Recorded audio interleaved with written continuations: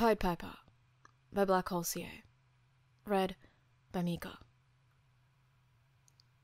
Chapter 5. Gravitational Lens. The police aren't credited for a lot of things that they do.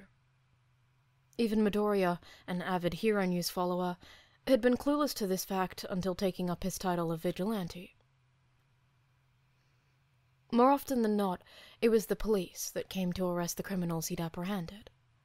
And it was the police he had to watch out for, more so than the heroes while he was patrolling. While the heroes had yet to discover his existence as a vigilante, he had been gaining a steady reputation within the police department since his second week. Namasa flips through the case file of the new vigilante. While it had been steadily gaining thickness, the vigilante's personal information hadn't gone past a general description.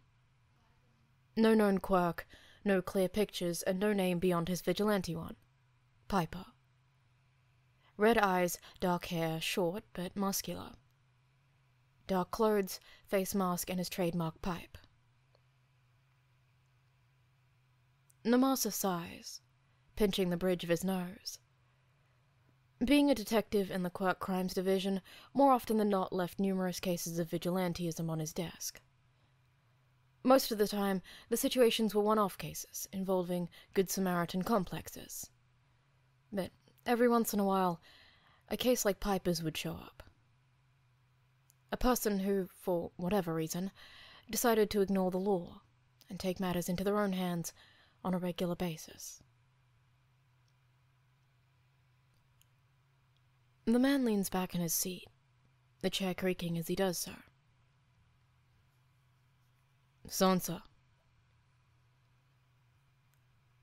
Tamakawa's ears twitch, and he pauses mid-coffee refill, head peeking around the break room wall.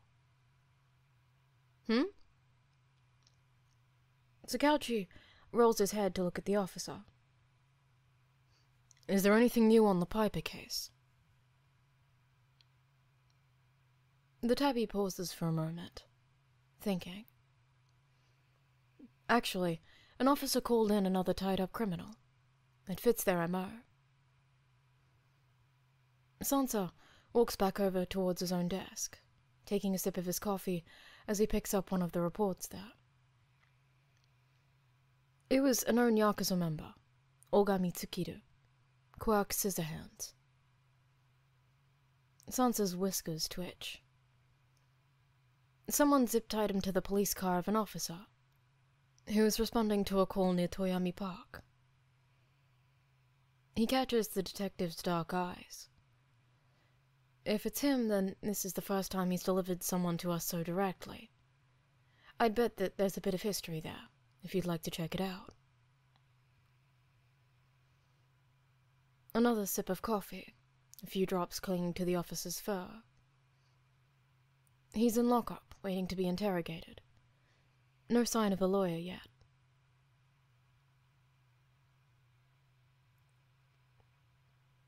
Sakauchi pushes himself up with a grunt, accepting the file that Sansa handed him.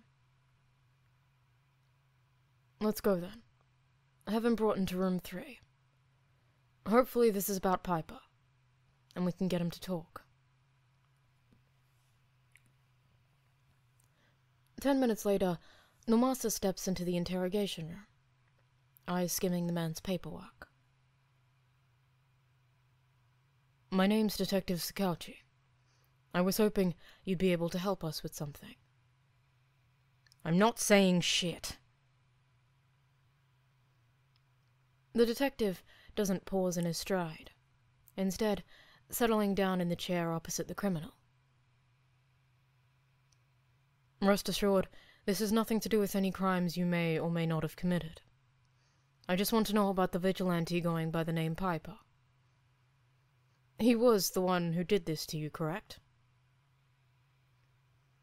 The criminal gives him a minute nod. Then, considering the way you were found, an assumption is being made that there's a bit of history between the two of you.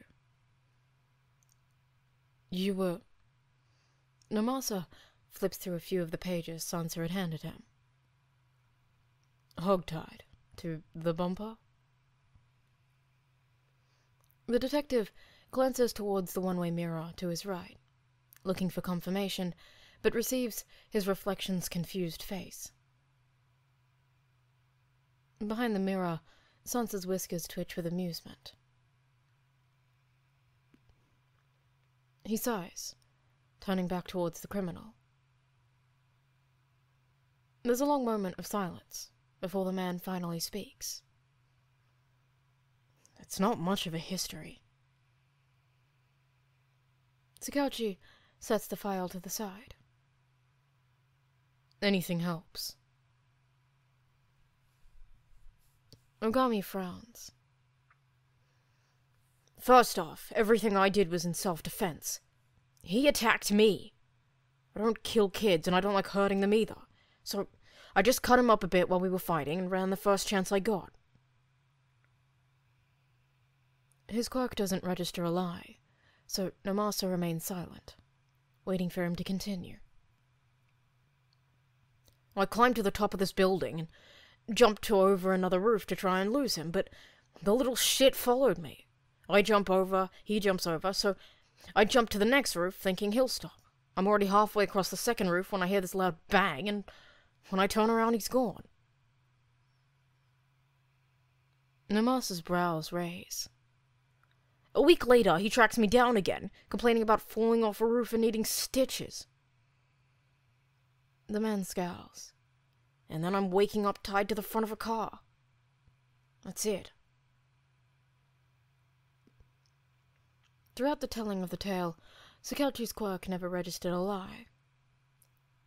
But, despite all that the man has said of his adventures with the Vigilante, Namasa has to remember that there's a reason the man sits before him.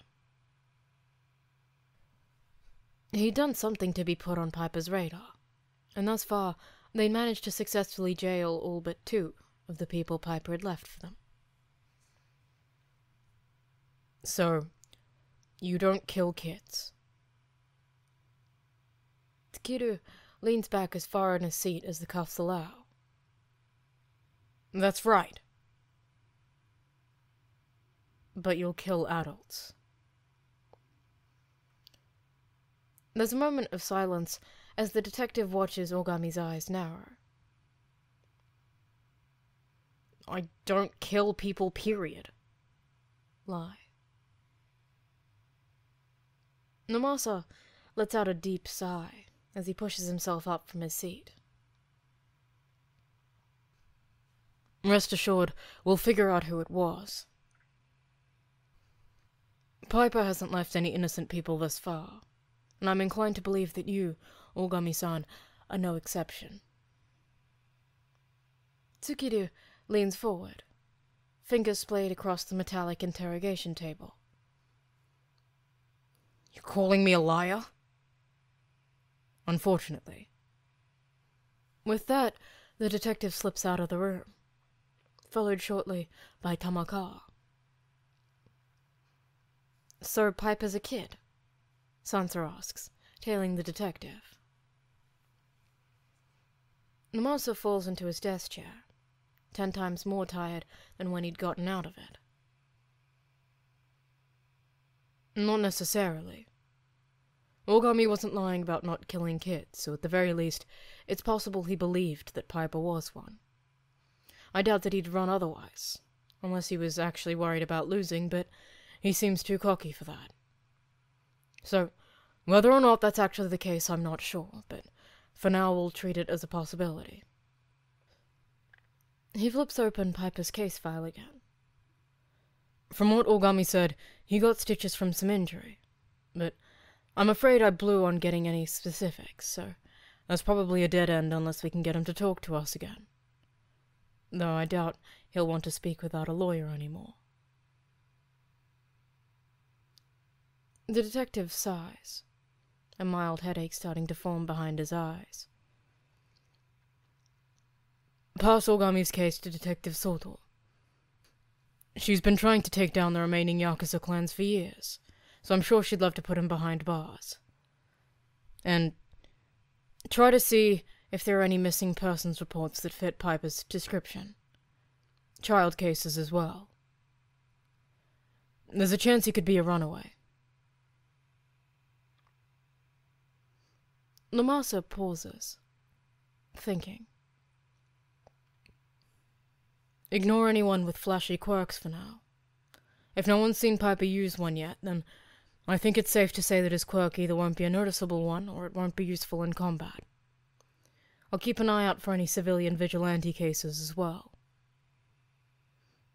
Piper doesn't seem the type to let something go just because he's out of uniform.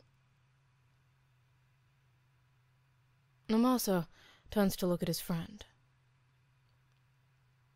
Sorry, I know it's a lot to ask for, it's just... Sansa picks up for him. If it's really a kid, you want to find him as quickly as possible? Takauchi deflates a bit, dragging a hand through his hair. Yeah.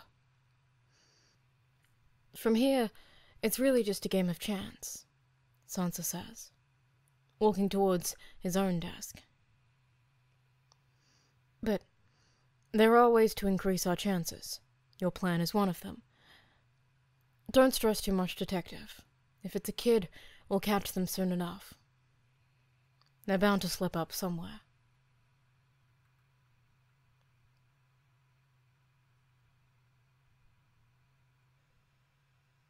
Two weeks after his initial encounter with his new level barrier, Midoriya finds himself in a rather peculiar situation. He'd been lucky thus far. There weren't many heroes around so late into the night, and so to begin with, there was a small chance that he'd run into one unwillingly. Usually, it was him tracking down to enlist their help on the occasion he found someone he couldn't protect by himself. But he'd never stopped to think during those last few months about the fact that these heroes, who were certified by the law, saw him as nothing more than another villain.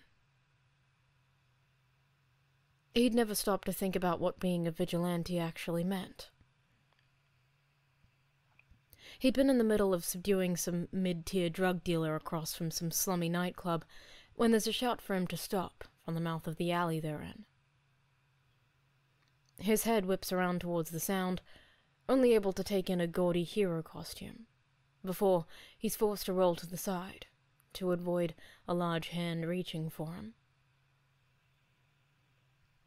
There's barely enough room to do so in the alley, and his head narrowly escapes a painful collision with a nearby dumpster. Death arms, Midoriya's mind supplies, pushing himself up. Strength enhancement, usual hero hours 9 to 5. To his left, the drug dealer groans. Sir, you okay? Izuku curses under his breath. The hero thought he was attacking civilians. He moves slowly, trying not to draw the man's eye as they help the dealer sit up. Midoriya's pulse is racing, heart playing a staccato beat in his chest. He dealt with plenty of low-level criminals and recently more mid-range ones as well, all of which had rather low-level quirks, but he'd never gone against someone with pro-hero capabilities. His pipe scrapes quietly across the concrete as he picks it up. The noise draws the hero's eye, but by the time he can make do anything to stop the boy, the end of his staff is slamming into the back of the drug dealer's head. The vigilante physically flinches when it makes contact, but he knows that it has to be done. If he's unconscious, they'll escort him to the hospital. There, he'll at least have a chance of being found with any incriminating evidence he has on him. Midoriya leaps back, dodging a swing from the hero's fist. If he's conscious, they just have to let him go. His heart is in his throat. I'm fighting a hero. This isn't what he'd wanted when he decided to do what he does. I didn't want to fight with heroes. You knew it'd happen eventually. The voice in his head hisses. Heroes and vigilantes aren't friends. Yeah, but that doesn't mean they have to be enemies. Death Arms throws another punch at the boy, stepping in front of the drug dealer's unconscious body. The vigilante throws himself back, dodging what he's sure would be a crippling blow when taking into account the man's quirk. He blinks, and there's a strike of fear that races through him when the vision in one eye goes blurry. He curses, swiping at it. He feels something give way beneath his hand and rolls down his cheek, before he recovers, just in time to dodge another blow. Make this easier on the two of us, and turn yourself in peacefully. Midoriya throws up his guard, using his staff as a deterrent to keep the hero away, if only for a moment. What kind of cliché line is that? I hope you don't say that to all the criminals you try to take in. By the way, you do realize he's the actual criminal here, right? I wasn't the one selling drugs, that's all on him. I was just trying to stop him. That doesn't give you the right to keep wailing on them, the hero shouts, slamming his fists together in what Midoriya assumes is supposed to be intimidating. What did you expect me to do? There wasn't anyone else who was going to stop him. I'm a vigilante. This is my job. Death Arms scowls, his figure illuminated by the red neon lights of the club behind him. No, actually, it's my job. The 15-year-old doesn't respond, instead making a dash for the opposite end of the alley. There's a grunt from behind him, and Izuku glances over his shoulder to see the hero pick up one of the alley's dumpsters in a display of strength that Midoriya would normally stop to marvel at. But in the position he's now in, he only has enough time to drop his staff and get a running start at the wall, using it as leverage in a desperate attempt to reach the fire escape that he spies hanging just out of reach above him. His hands latch around the lowest rung on the ladder, but even up here, he can't completely escape the dumpster spiral through the small alley. One of the dumpster lids flies up in the mayhem, at such a velocity that the usually harmless plastic is able to slice through the exposed skin of his lower back. The vigilante flinches at the sudden pain, but he has to force himself to keep his grip on the ladder and finish hauling himself up the rest of the way, as the dumpster lands in a deafening screech of metal against concrete. The vigilante's heart pounds relentlessly in his chest, and if he looks down at his hands, he's sure he'll find them shaking. His legs tremble. You threw a dumpster at me?" Midoriya yells, voice cracking ever so slightly. His hand goes to cradle the new wound on his back, hissing when his fingers come back stained crimson. "You resisted arrest." His gaze jerks away from his bloodied fingers and towards the hero below. His hands find a tight grip on the railing. "And that gives you the right to try and kill me?" Izuku had been scared at first, maybe even a little giddy somewhere in the middle of everything at seeing a pro up close. But then he'd been terrified. His whole life flashing before your eyes moment, nothing more than a welling of guilt and regret on behalf of his mother. But now that he's escaped immediate danger, he feels tar, like rage bubbling up beneath his skin, clawing at his epidermis, howling to be let out, to be set free. "The hell kind of hero are you?" The tar spills from his mouth with absent words, and he can't even stand looking at the man as he slinks back to check on the drowned drug dealer, keeping an eye on the boy's form all the while.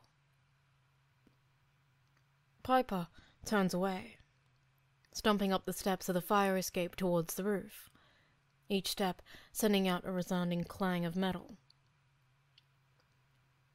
When he reaches the top, fire burning in his eyes, he leans over the edge and calls to the hero out of nothing but pure spite. Has anyone ever told you that your little bracelets are stupid and completely unnecessary? Because they are, and they slow your shitty punches. The vigilante sulks on top of the roof for another 15 minutes, waiting for the hero to disappear with the unconscious drug dealer. When he's sure the man is gone, and he won't have to look at him again, he slinks back down the side of the building to retrieve the staff that Death Arms had simply left for Izuku to retrieve.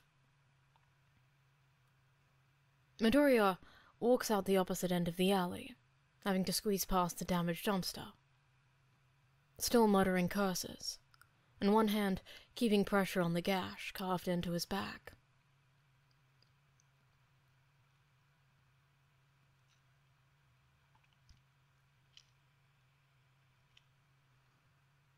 It really is the last thing he wants to do at 2 in the morning, when he's absolutely exhausted and still fuming at the hero. But he knows that the injury from the dumpster runs across an area on his lower back that he wouldn't be able to patch up on his own. He worries for a moment that Sakauchi will have changed his mind and refuse to help him anymore. Midoriya knows he doesn't have to worry about having the police called on him. The teen hadn't ratted him out last time, and he's sure he wouldn't do so now either. But helping again and playing snitch were two different things entirely. The vigilante taps quietly on the window. The light is still on. He hears shuffling inside the room, and there's a split second where the vigilante thinks of making a mad dash for it because what the actual hell am I doing? But then the window is sliding open, and Neo's head peeks out, amber eyes staring at him. Piper? Midoriya gives him a small wave, and a sheepish grin that's hidden behind his mask. Hey, Scouchy. The teen scowls at him, the look startling the younger boy, and he fears for a moment that his worry hadn't been misplaced. You're injured again, aren't you? The question surprises him, the vigilante only able to let out a strangled noise. When I told you to come back in 2 weeks, this is not what I meant. Neo waves him in, Midoriya pausing only to set his staff down outside and slip off his shoes. Didn't I tell you not to do anything until you're healed? Sakauchi lays out an old towel on a swivel chair, before motioning for the vigilante to sit. And, unless you have some healing quirk, I doubt your first injury has finished healing yet. And if it has, then taking out those stitches are going to be more painful than when I put them in. By the way, he says, catching the boy's eyes with his own, what's up with the heterochromia? I didn't take you for such an edgelord.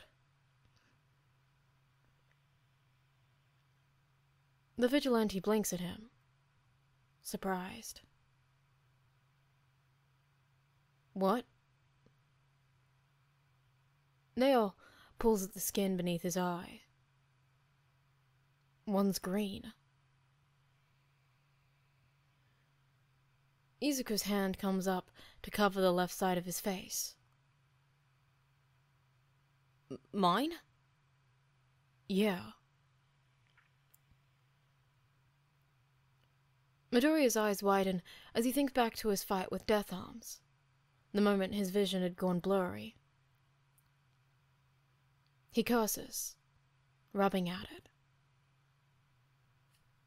This is what I get for buying cheap contacts. So, are they normally green?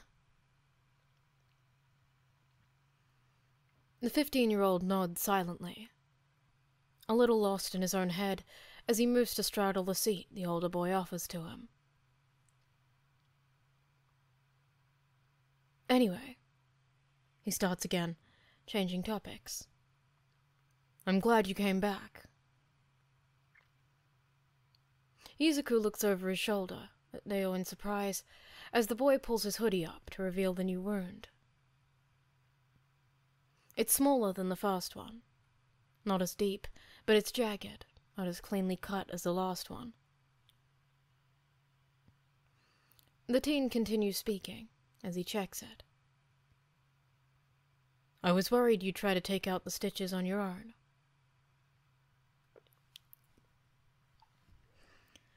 The vigilante feels a small welling of shame in his throat, and he quickly looks away from the older boy. Ch.5 looks up, noticing the shifted mood.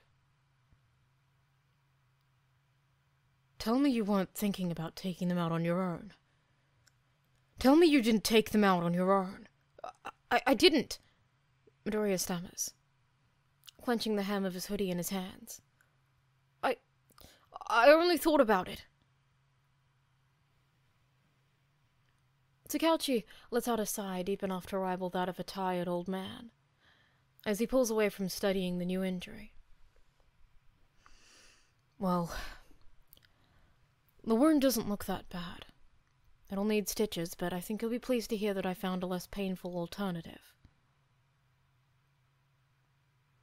Less painful gives me the distinct impression that there will still be pain involved.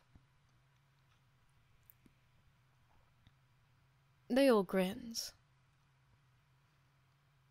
You were out cold the last time I cleaned your wound, so yeah, there will still be pain involved, but stitches-wise, no. I did some research online and found out they have these things called butterfly stitches. They basically just tape your skin together. No needles needed.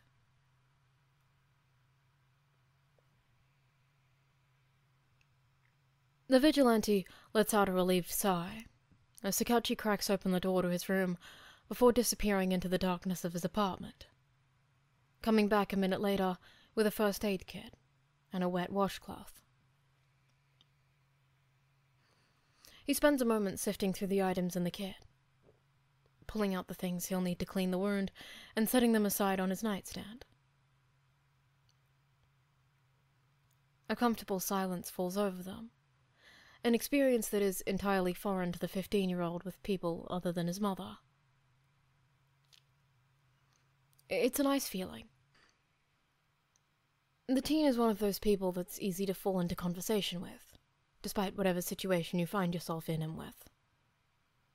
He's easy to trust, and Midoriya finds himself wondering if it could be a hidden second quirk he has from his mother's side. Ch.5 tucks himself into a cross-legged position on the edge of his bed as he pulls the vigilante's seat closer. Dale grabs the washcloth and starts by gently wiping away the blood smeared around the wound. So, are you going to tell me what happened? Midoriya grunts when the rag drags across the wound. It was just this random drug dealer that I was taking care of, but then this hero shows up, completely off his patrol route and totally off his usual hero hours. And he just assumes I'm the bad guy.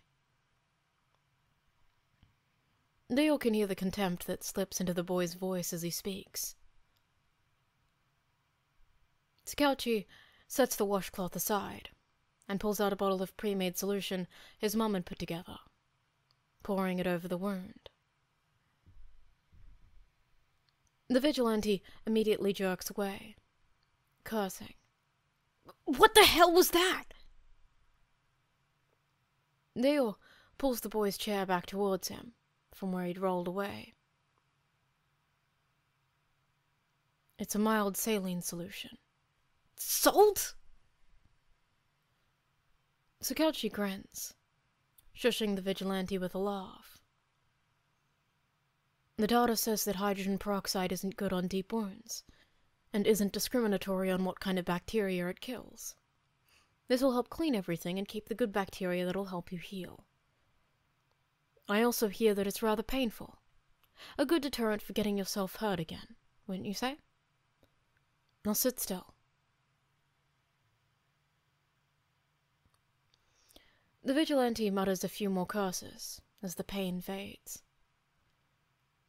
Anyway, this hero showed up ready to let the drug dealer go, thinking he was some civilian, and obviously I couldn't let that happen, so I knocked him out. Sakauchi looks up, startled.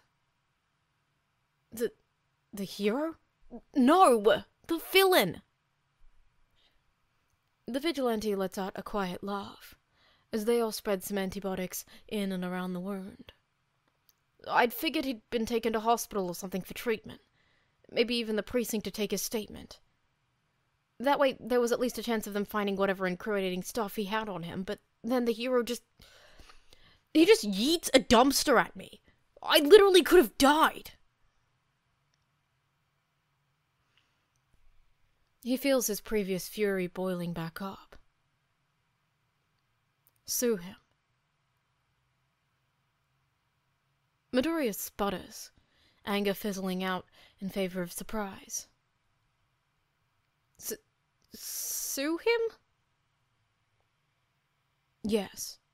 Reckless endangerment, unnecessary force, lots of ways you could win in court, to be honest.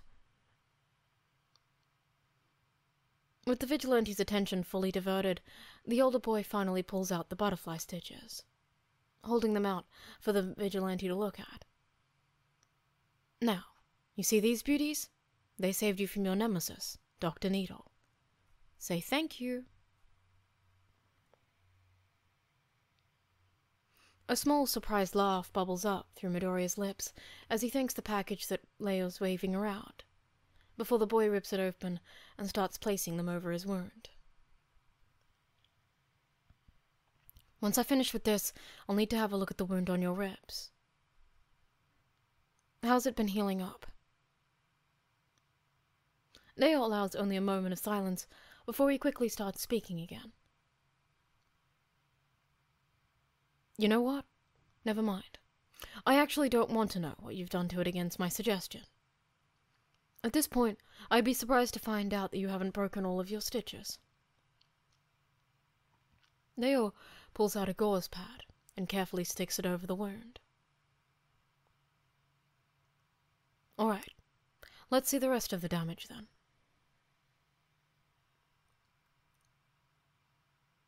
Midoriya is certain he ripped at least a few of the stitches out. He'd caught it bleeding one too many times after getting back from either patrols or the dojo over the last 2 weeks. The boy pulls his hoodie up the rest of the way, grimacing when Sakauchi manages to get a look at it. Where are the bandages? Leo's eyes flicker up to meet the vigilante's red ones. We ran out? The wound itself is stained in a palette of angry monochromatic pink colors, and a few darker red pigments from some dried blood he hadn't had the time to clean off. It's puffy in the places where his stitches had come out, but overall, the older boy thinks that it's not as bad as he expected to be.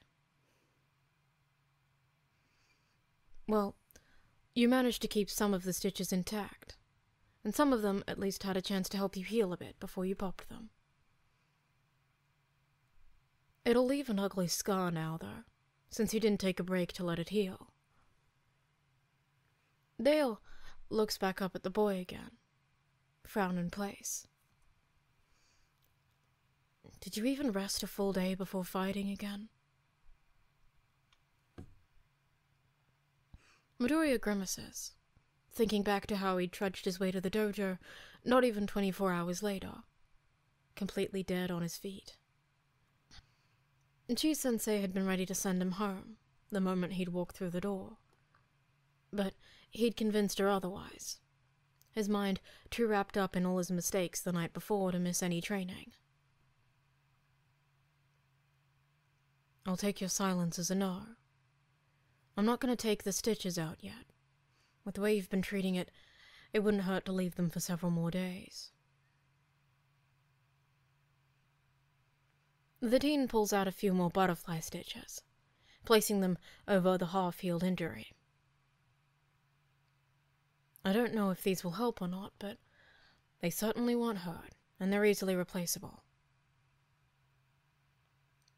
Ch.5 slips a few extra into the younger boy's hoodie pocket. Buy some more bandages, and keep the wound covered. You don't need it to get infected. You at least kept up with the antibiotics, right? The vigilante nods, trying to peek at the wound. Good. And don't stop until it's fully healed. That goes for both of them. Neo finally lets the boy lower his hoodie. That should do it then. Thank you, Midoriya says. Again, I'd probably be dead or in jail at this point without you. Oh, dead, most definitely. Probably from blood loss or infection. Maybe even a dumpster, he says, grinning.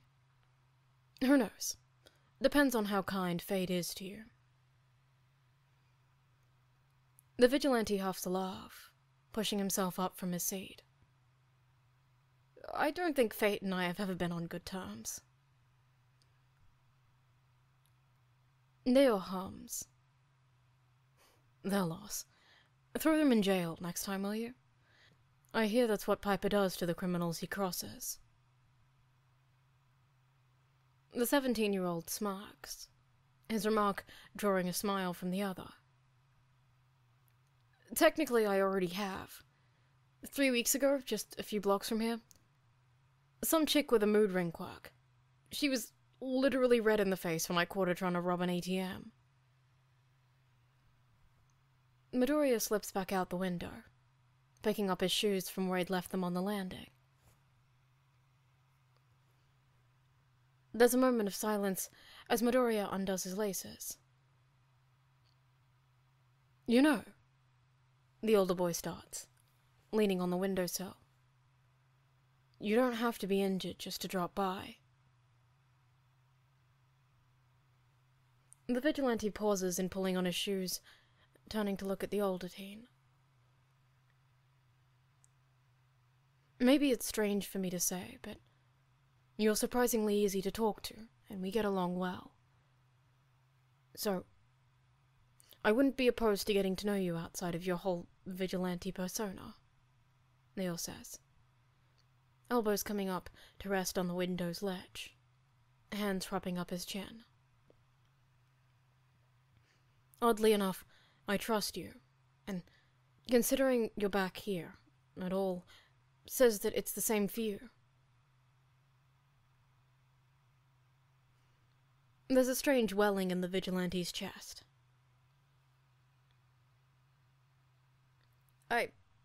I think I'd like that. It'd be nice to have a friend like you for once. It'd be nice to have a friend at all. What'll he do when he finds out you're quirkless?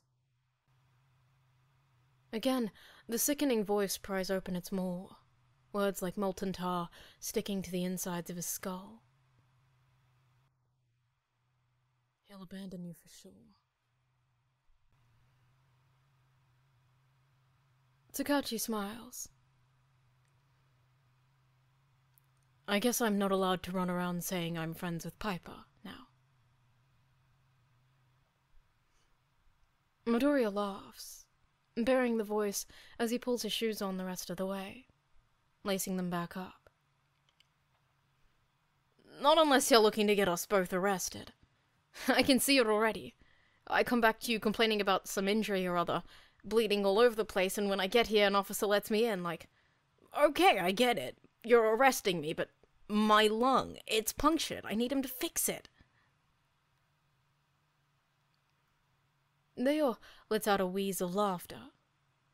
Please, whatever you do, don't come to me with a punctured lung. I will call an ambulance. The vigilante picks up his staff, standing up again. Your option on punctured lungs has been noted. Now, can I ask about broken limbs? Leo swats him from the window, missing the boy's pant legs by a few centimeters. At this point, you'll need to have a lineup of excuses ready for when you're forced to go to the hospital, or a buttload of cash to pay people off. Midoriya snaps his fingers, shaking one at the 17-year-old. That's not a bad idea, actually. Drug dealers carry way too much cash on them, and as long as it doesn't hinder the investigation... The boy shrugs before grinning. I could always pay for your medical services as well. The older teen wears a matching grin. I like where this is going. I could help fund some of my bigger projects. Izuku's brow rises. Projects? What? You think those desks in there are just for show? I'm in the support course at the school I go to, you know. Midoriya's Christmas-colored eyes widen. As in... Hero Gear support course? As in Hero Gear support course. Leo's grin widens. Maybe this can be our always. I'm trying to be home before 3, the vigilante states. But if you think the next time I come over I won't ask you about every single one of your projects, you are absolutely wrong. The older teen can only smile. I'll be looking forward to it, Piper.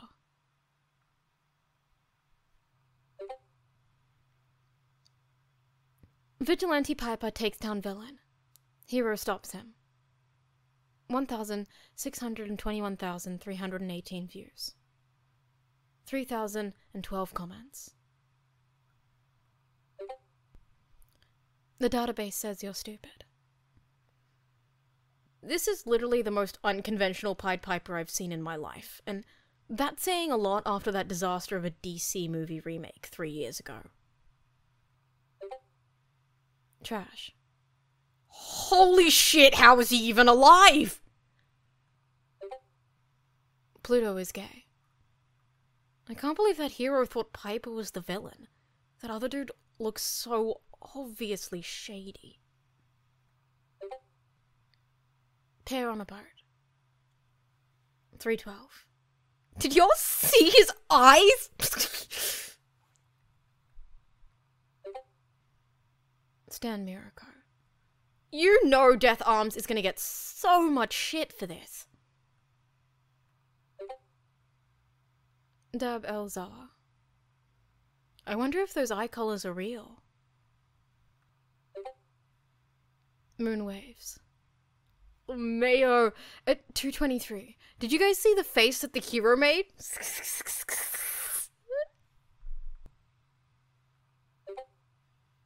Oof. 1, 2, 3, 4, 5, 6, 7, 8, 9. He threw a whole dumpster! Doesn't he know that can kill people? XX All Might 34 XX. Did anyone see if Piper used a quirk? I've been trying to figure it out, but there's not a lot of info on them yet, and the video doesn't give it away.